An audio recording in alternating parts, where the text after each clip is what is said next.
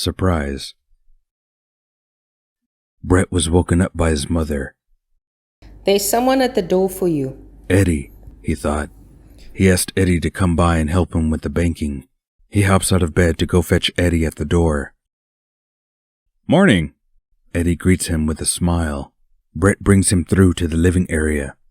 Ma, this is Eddie. We met on the flight over. Nice to meet you, Eddie said, holding out a hand. She shakes it with a loose grip. Eddie came to help me with the banking. It's too much to carry, Brett says. Your dad won't like it, but he's still sleeping. Hurry up so you can get going before he gets up. You can ask him for the bank book just before you go. Brett rushes off to get dressed and fetch the money and backpacks to carry it in. Eddie remains in the living room in awkward silence.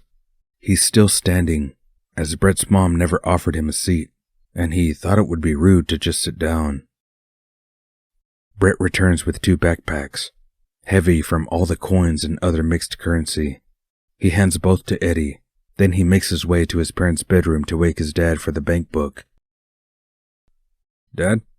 Dad, he says softly while shaking his dad's shoulder.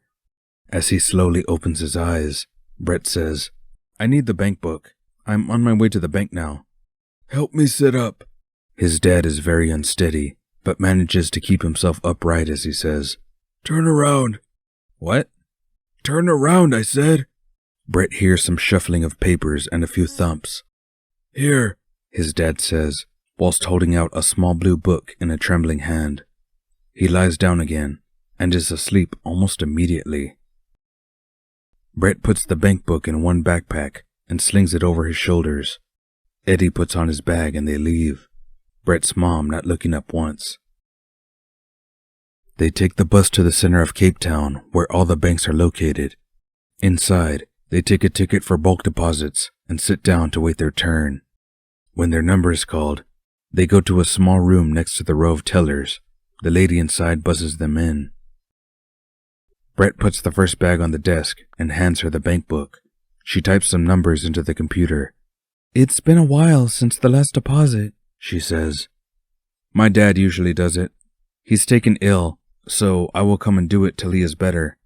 She smiles. I am sorry to hear that. Give him my wishes for a speedy recovery.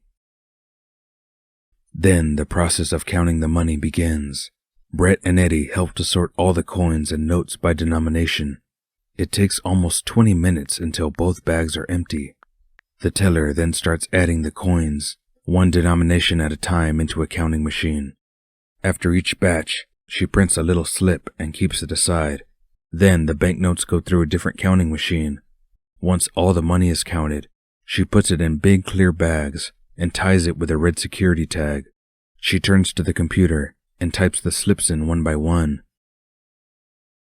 Do you mind if I add it up also? Brett asks, to Eddie's surprise. She hands him the slips and a calculator when she typed up the last one. Brett adds them all up, his eyes wide when he's done. 214,560.18 cents. She confirms that's the amount. Then she takes the bank book, opens it on a blank page, and puts it in a small printer. All the details of the deposit is printed line by line.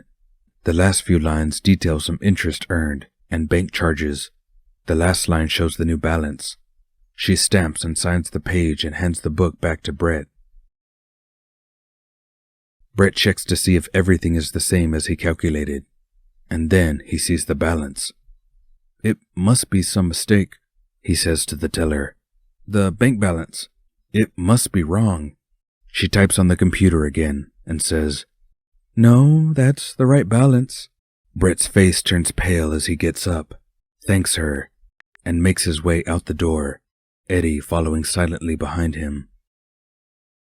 As soon as they are outside the bank, Brett finds a bench to sit on. He takes a few deep breaths to steady his nerves. Eddie, remember how I told you my dad refused treatment because it would be too expensive? And how him or my mother works in that stupid shop every day of the year?